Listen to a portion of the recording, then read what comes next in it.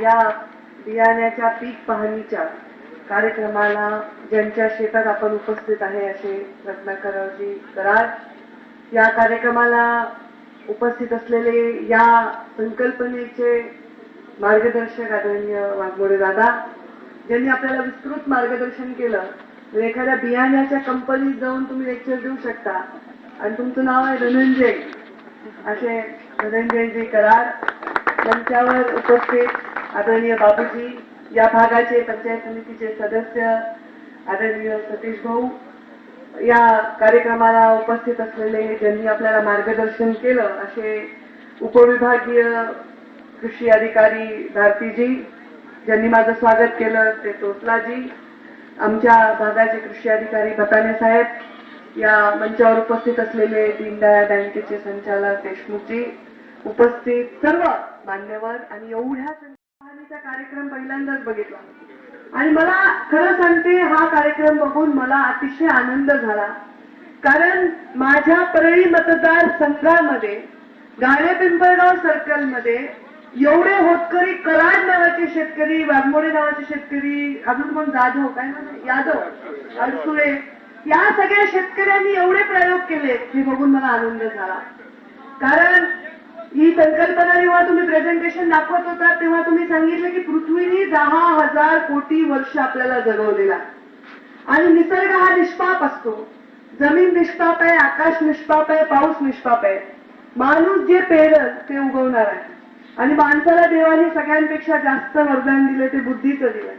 जो माणूस विष पेरतो तो विषाची शेती करतो, पण जो माणूस अमृत पेरत जातो त्याला बळीराजा म्हणतात आणि तो सगळ्यांना अन्न देतो. आज आपल्या देशाची परिस्थिती अशी आहे की इतर देशाच्या तुलनेमध्ये आपल्याकडे जमिनी तेवढ्या नाहीत. इतर देशाच्या तुलनेमध्ये जमिनी कमी असल्या तरी आपला प्रमुख व्यवसाय शेती आहे आणि इतर देशाच्या तुलनेमध्ये जमिनी कमी असल्या तरी आपल्याकडे खाणारी तोंड जास्त आहे. लोकसंख्या जगामध्ये आता आपली देशाची नंबर 1 ला जाण्याच्या मार्गावर आपण आहोत आणि त्यामुळे खाणारे जास्त आणि पिकवणारे कमी ही परिस्थिती आपल्या देशामध्ये आहे आणि म्हणून आज ही जनता ही अर्धपोटी उपाशी राहते. तुम्ही इथे काही कापूस खाऊन आपण जगणार नाही, पण कापसावर आलेल्या उत्पादनावर अनेक लोक जगतील ही संकल्पना याच्यातून मांडली. त्याच्याबद्दल मी तुमचे मनापासून आभार मानते. आपण ही लागवड करत असताना सांगितलं की भारतामध्ये जेवढं लागवडीचं क्षेत्र आहे त्या मानाने यील्ड कमी आहे, त्या मानाने उत्पादन कमी आहे. पण इतर देश असेल, अमेरिका असेल, ब्राझील असेल, इथे उत्पादन हे जास्त आहे. हे उत्पादन का जास्त आहे? कारण एक तर त्यांच्या जमिनी जिथे ते कापूस लावतात त्या जमिनी एका लगत ते एक मोठं पीक घेतात, एक सकट त्या जमिनीवर मोठ्या तुकड्यावर याची लागवड होते. कारण तिथे आपल्यासारखे बांध नाही, तिथे एका शेतकऱ्याची 2 एकर अल्पभूधारक ही संकल्पना बाहेरच्या देशामध्ये नाही आणि त्यामुळे त्यांच्याकडे जमीन भरपूर उपलब्ध आहे. परत त्यांच्याकडे आधुनिक तंत्रज्ञान आहे. पण आधुनिक तंत्रज्ञान आपल्याला अवगत करायचं असेल तर आपल्या देशाच्या संस्कृतीला सांगड घालून ते अवगत करावं लागेल. आपल्या देशामध्ये मी मॉरिशसला गेले होते ऊसाची शेती बघायला. एकेकाळी मॉरिशसने खूप क्रांतिकारी ऊसाचं उत्पादन केलं, फार मोठ्या प्रमाणात साखरेचं उत्पादन केलं. त्यांनी त्यांच्या ऊसाचं उत्पादन आणि त्यांच्या साखरेचं उत्पादन याच्यावर परिणाम झाला कारण ऊस तोडण्याची पद्धत ही आपल्या भारतासारखी तिथे नव्हती. जे माणसाच्या हातामध्ये ताकद आहे ती मशीनमध्ये येऊ शकत नाही. आपण जर आता बघितलं अमेरिकेमध्ये, ब्राझीलमध्ये ते ज्या प्रकारे कापूस वेचत होते, ते कापूस वेचत असताना जेव्हा त्यांच्या कापसाच्या जर वेचण्याची गाडी पुढे गेली तेव्हा कापूस तरीही बोंडांशी शिल्लक होता, अशी परिस्थिती आपण पाहिली. हेच जर एखादी बाई टोपलं हातात घेऊन कापूस वेचत असेल तर ती विचार करेल की हे बोंडातला कापूस मी आता काढणार आहे, हा नंतर 4 दिवसांनी काढणार आहे, परत दुसऱ्या वेळी आपण काढताना नुकसान आपण परवडू शकत नाही. त्यांना परवडतं कारण त्यांचं यील्ड आपल्यापेक्षा जास्त आहे, त्यांना हमीभाव आहे, त्यांचा शेतकरी मरत नाही, त्यांच्यावर सरकारचा अत्याचार नाही कारण जनताभिमुख सरकार हे त्यांच्याकडे आहे. आणि अशा वेळी आपल्यासारखा पावसाचा लहरीपणा किंवा बियाण्यांची उपलब्धता नसणे या गोष्टींना त्यांना सामोरे जावं लागत नाही आणि मग अशा वेळी त्यांना ते नुकसान सहज शक्य आहे. ते गोष्टी कारण त्यांच्याकडे अजून एक कमतरता अशी माणसं नाहीये, त्यामुळे त्यांना मजुरापेक्षा मशीन परवडते, पण आपल्या शेतीला ते परवडत नाही. उद्या जर आपण सगळीकडे मशिनी लावल्या तर तेवढ्या मोठ्या प्रमाणात आपला शेतीचा म्हणजे तेवढी जमीन नाही आणि मशीन जर लावली तर आपल्या लोकांच्या हाताला रोजगार राहणार नाही. तुम्ही कापसाच्या शेतीविषयी बोलताना सांगितलं की कापसाच्या शेतीमध्ये मागच्या वेळी कणक बियाणं होतं. त्याचा ब्लॅक मार्केटिंग एवढं मोठ्या प्रमाणात झालं की शेतकऱ्यांना कापूस लावायला परवडलं नाही. तरी शेतकऱ्यांनी कर्ज घेऊन कापूस लावला. कापूस लावल्यानंतर कापसाच्या उत्पादनाला काय आपल्या देशात कुठल्याही उत्पादनाला हमी भाव नसल्यामुळे आयात निर्यातीच्या धोरणाच्या बदलामुळे हा भाव पडतो किंवा उचलला जातो. पण अशा वेळी व्यापाऱ्याच्या घशाचा पैसा जातो, सामान्य शेतकऱ्याच्या पदरात हा पैसा पडत नाही. आणि मग अशा वेळी मजुरांची संख्या सुद्धा मागच्या वेळी कापसाच्या मजुरीला 1-2 वर्षापूर्वी इतका लोकांना प्रश्न पडला की आता कापूस लावावा का नाही.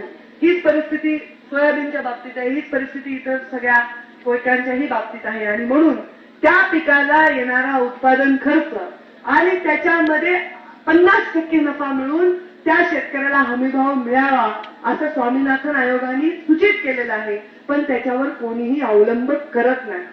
मला एवढंच सांगायचंय की मी काही शेतकरी नाही, पण शेवटी आता शेतकऱ्यांचा नेता बनायची मला संधी मुंडे साहेबांनी दिली आहे.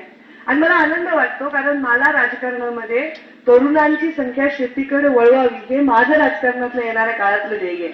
मला या जमिनीत विष पेरायचं नाही. धनंजयजींनी सांगितलं की आपण या जिवंत जमिनी पुढच्या पिढीला देऊ इच्छितो. हे केवढा मोठा विचार आहे. हा विचार माझ्या मतदारसंघातले लोक करतात. आज मी धन्य झाले कारण माझा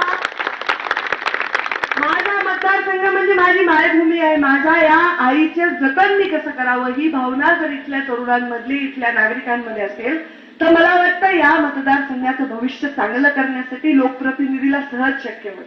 आमच्याकडे काय नुसतंच राजकारण करायचं, पोलीस स्टेशनचं राजकारण करायचं, पंचायत समितीचं राजकारण करायचं, पण हे जे खरं काम आहे हे काम करायला कोणी धजत नाही. तरुणांना शेती शिकवायला कोणताही तरुण नेता पुढे येत नाही. तरुणांना बोकड कापायचं, पार्टी करायची, दारू पाजायची यासाठी लगेच शेती करायला पुढे लोक येतील. पण मला अशा लोकांना एवढंच सांगायचंय, माझ्या तरुण बांधवांना एवढंच सांगायचंय, विष पेरायचे हे जे धंदे चालले हे तुम्ही रोखू शकता. कारण हा देश तरुणांचा देश आहे आणि येणारे तरुण हे जर आपले आधुनिक झाले नाही, येणारा तरुण जर घाम गाळायला शेतावर उतरला नाही, येणारा तरुण जर शेती करायला लाज वाटत असेल, येणाऱ्या आमच्या तरुण पिढीला जर शेण उचलायला लाज वाटत असेल तर हे मला वाटतं आपल्या देशासाठी अतिशय घातक गोष्ट आहे. मला कौतुक करावं असं वाटतं की तुम्ही असा एक बचत गट स्थापन केला. कारण बचत गट म्हणलं की महिला, बचत गट म्हणलं की महिला, पुरुषांनी बचत गट स्थापन केला, तो पण शेतीच्या विषयावर स्थापन केला. आणि हा बचत गट करत असताना नुसतं ध्येय उत्पादन न ठेवता उत्पादनाबरोबर जमिनीचा जिवंतपणा राखून ठेवायचा हा त्यांचा जो उद्देश आहे त्याला माझा मनापासून सलाम. कारण तुम्ही जिवंत गोष्टी आपल्या पुढच्या पिढीला द्यायची गरज आहे. मेलेल्या गोष्टींचा वारसा देऊ नका आपल्या पुढच्या पिढीला. त्या तरुण माणसांना म्हणजे तुमच्याकडे 100 एकर शेती असेल वाघमोडे दादा समजा, तर तुमच्या मुलांमध्ये वाटून जाईल ती 4 मुलांमध्ये, परत त्यांच्या 8 मुलांमध्ये ती वाटून जाईल. हे आज पोरा अल्पभूधारकांची संख्या खूप जास्त आहे. त्यांनी जर मिळून 100 एकरवर 200 एकरवर एकत्र शेती केली. शिरसाळ्यामध्ये काही शेतकऱ्यांनी हा प्रयोग केलाय, भेंडी वगैरे त्यांनी लावली आणि आज दुबईच्या मार्केटमध्ये आपल्या शिरसाळ्याची भेंडी चालली आहे. मी त्या शेतकऱ्यांच्याही कार्यक्रमाला गेले होते. म्हणून या लोकांना ही जिवंत जमीन द्यायची. तुम्ही दुधाच्या व्यवसायाचा इथे उल्लेख केला, तुम्ही दुधाच्या व्यवसायाचा उल्लेख केला, त्याचंही मी मनापासून स्वागत करते. आणि गोष्ट खरी आहे की बर्दापूरमध्ये मी एक आपल्या डेअरी एक हस्तगत केली. आता डेअरीचा आम्ही ताबा घेतोय, डेअरी आम्ही विकत घेतलेली आहे आणि दुधाचा व्यवसाय हा येणाऱ्या काळात वाढवण्याचा आमचा मानस आहे. तर तुमच्या भागातल्या लोकांना नक्कीच हाताला रोजगार मिळेल. कुठेतरी एखाद्या 1000-500 रुपये द्यायचे, कुणाला तरी दारू पाजवायची, कुणाला तरी वाईट मार्गाला लावायचं, खोटे कॉन्ट्रॅक्टरशिपला लावायचं, ह्यांनी तुमचं 1-2 दिवस भलं होऊ शकतं. पण घाण गळायची प्रवृत्ती जर तुमच्यामध्ये असेल, आता माझा विचार करा, मी मुंडे साहेबांच्या घरी जन्मले, मुंडे साहेब शेतकऱ्याच्या घरी जन्मले, म्हणजे मी पण शेतकऱ्याचीच लेक झाले. मुंडे साहेबांनी शेती बघितली असेल, मुंडे साहेबांनी घाम गाळला असेल, बिना पायातानाचं ते शिकायला बाहेर गेले म्हणून एका पिढीचं आमच्या भलं झालं. तेव्हा ती लोकांनी ते निर्णय घेतले. मी काही संघर्ष बघितला नाही, मी दारिद्र्य बघितलं नाही, मी गरिबी बघितली नाही, मी संघर्ष केला नाही. पण मी त्या सगळ्या ऐशारामातून आज शेताकडे आले, मी त्या ऐशारामातून चिखलाकडे वळले. हे माझा ध्येय आहे. मला मुंडे साहेबांनी सांगितलं आता मी हेलिकॉप्टर वयाच्या 40व्या वर्षी बघितलं. मी हेलिकॉप्टरमध्ये शाळेपासून फिरायले, पण आज हेलिकॉप्टर मधून मी बैलगाडीकडे का आले? कारण मला या देशाची जनता वाचवायची, मला हा देश वाचवायचा आहे, माझा मतदारसंघ वाचवायचा आहे, माझ्या लोकांना वाचवायचं आहे.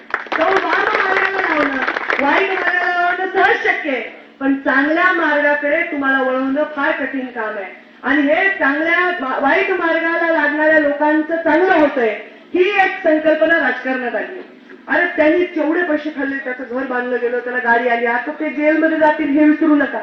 जे वाईट करतील त्या लोकांचं कधीच भलं होत नाही. थोडा घाम गळायची तयारी माझ्या तरुण बांधवांना ठेवा, तुमचं झाल्याशिवाय राहणार नाही.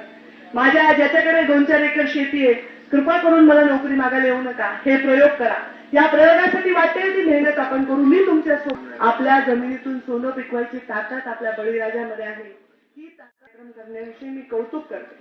तुम्ही या मालिनी बियाचं मला प्रात्यक्षिक दाखवताना सांगितलं की तुम्ही 2 झाडांमधलं अंतर कमी केले. 2 बोंडांमधलं अंतर तुम्ही तुमच्या बीजाचं जेव्हा रचना केली तेव्हा त्याच्यामध्ये कमी केले. एका प्रत्येक बोंडाचं वजन हे जास्त भरेल अशा प्रकारचे त्या बियाणं आहे. आणि त्यामुळे मी तुमचं स्वागत करते. मी काही आता तुमची ब्रँड अँबॅसिडर नाही. मी तुमचं जे रिझल्ट बघितला ते बघून स्वागत करते. भारती सरांनी सांगितलं तसं एखादं बियाणं मार्केटमध्ये चांगलं आलं की त्याचं क्रेज निर्माण होतं आणि लोकांना तेच बियाणं पाहिजे असतं आणि मग त्याची उपलब्धता नसते, तर ती उपलब्धता करून द्यावी. पण ती आता तुम्ही ते इतर माध्यमातून करा, ते तुमचा विषय आहे. ती उपलब्धता करून द्या. ब्लॅक मार्केट होऊ देऊ नये अशी अधिकाऱ्यांनी काळजी घ्यावी. कारण नेहमी बियाणं येतं, खतं येतात तेव्हा ती शेतकऱ्यांना उपलब्ध करून दिली जातात नाही आणि ती जे बाजारभाव आहेत त्याच्यापेक्षा डबल भावाने विकली जातात म्हणून शेतकरी खड्ड्यात जातो. ते आता सहन होणार नाही. शेतकरी आता जागृत झालाय आणि मला वाटतं गाडे पिंपळगाव मधल्या या शेतकऱ्यांच्या, कानडी मधल्या या शेतकऱ्यांचा अनुभव हा इतर शेतकऱ्यांनीही बघावा. किती छान शेत आहे, केवढी छान विहीर आहे, सुंदर एखाद्या मराठी सिनेमातलं वातावरण असं हे वातावरण आहे. मी तर त्यांना मला दही धपाटे ठेवले असते तर मी इथंच जेवून गेले असते. इतकं छान वातावरण आहे, नैसर्गिक आणि मातीतलं वातावरण. हे ज्याला आवडतं त्याचं नेहमी मला वाटतं त्याचा दृष्टिकोन हा भविष्याचा वेध घेणारा असतो. कारण कॉन्क्रीटमध्ये काही तुम्ही उगवू शकत नाही, या काळ्या मातीतच उगवू शकता. 2 पिकातलं अंतर कमी करायचं जर शास्त्रज्ञांना सुचतं, तर 2 माणसातलं अंतर कमी करायचं राजकारण्यांना का सुचत नाही हे मला काही कळत नाही. त्यामुळे माणसातलं अंतर कमी व्हावं आणि माणसांची सुद्धा पिकांसारखे बियाणे चांगले तयार व्हावे पुढच्या पिढीसाठी, ही माझी इच्छा आहे. माझं आयुष्य यासाठी मी वाहून घेतलंय. शेती मला आवडता विषय आहे, कारण मला वाटतं की शेतकऱ्याचं रक्त माझ्याही अंगात आहे आणि या शेतकऱ्याचं भलं व्हावं यासाठी आयुष्य मुंडे साहेबांनी घेतलंय. आणि तुम्ही म्हणतात तसं ऊसाच्या शेतकऱ्यासाठी मुंडे साहेबांनी काही केलंय, कापसाच्या शेतकऱ्यांसाठी. आता घरोघरी शेतकऱ्यांच्या आणि सामान्य माणसाच्या हातात 1000-2000 जावे, सामान्य मजुराच्या हातात जावे, अशा प्रकारे दुधाच्याही व्यवसायात आम्ही उडी घेतलेली आहे. लवकरात लवकर त्याचाही आमचा जम बसला की त्या बाबतीत सुद्धा आम्ही निर्णय घेऊ आणि आपल्या प्रत्येक माऊलीच्या हातात 1000-500 रुपये मिळतील, ही नक्कीच व्यवस्था होईल. सदन होणं हे प्रत्येकाचं स्वप्न असतं, पण आपल्याला व्यवस्थित जीवन जगता यावं इतकं कमवण्याची ताकद प्रत्येक 2 हातात असते आणि ती ताकद आमच्या या लोकांमध्ये आहे. हे बघून मला आनंद झाला. मी तुमचं कराड साहेब मनापासून आभार मानते की तुम्ही मला हे बघायची संधी दिली. आता माझ्या शेतातही मी प्रयोग करून बघते. आता मला शेतीच करायची, फक्त एवढं 2014 झाल्यावर मला वेळ मिळेल. तुम्ही जर मला निवडून दिलं परत तर मग मी पण नांगर घेऊन दिसेल तुम्हाला शेतामध्ये. तरी पण अतिशय चांगला हा कार्यक्रम घेतला, अतिशय चांगला मानसिकतेने हा कार्यक्रम घेतला आहे आणि अंतर्देशीय शेतीची इथे बसल्या बसल्या तुम्हाला प्रेझेंटेशनही त्यांनी दाखवलं. तर त्यांचे ठिबक सिंचन असेल, त्यांचं शेती करण्याची पद्धत असेल, शेती करण्यात त्यांनी जर एका एकरमध्ये त्यांचे 50,000 रोपं असतील तर आपले 10,000 पण नसतात. या गोष्टीची तफावत त्यांनी तुम्हाला दाखवली. ही तफावत बाजूला करून मजुरांच्या हातालाही काम राहील आणि शेतकऱ्यालाही फायदा होईल अशा प्रकारचं काम आपल्या भागात झालं पाहिजे असं मला वाटतं आणि ते तुम्ही करताय त्याबद्दल मनापासून मी तुमचं अभिनंदन करते, आभार मानते आणि ईश्वरचरणी प्रार्थना करते. आज दुर्गाष्टमीचा दिवस आहे की अन्नदेवताचं खातं सुद्धा एका स्त्रीकडेच आहे. त्यामुळे मी दुर्गाष्टमीच्या दिवशी मी अन्नपूर्णा देवीलाही साकडं घालते आणि देवाला प्रार्थना करते की आमच्या या बळीराजाला चांगले दिवस यावे, चांगलं सरकार यावं जे त्यांना चांगला भाव देईल आणि त्यांच्यावर अन्याय होणार नाही असे प्रार्थना करून माझ्या वाणीला विराम देते. धन्यवाद. जय हिंद. जय महाराष्ट्र. धन्यवाद ताई. पुढच्या पात्रांना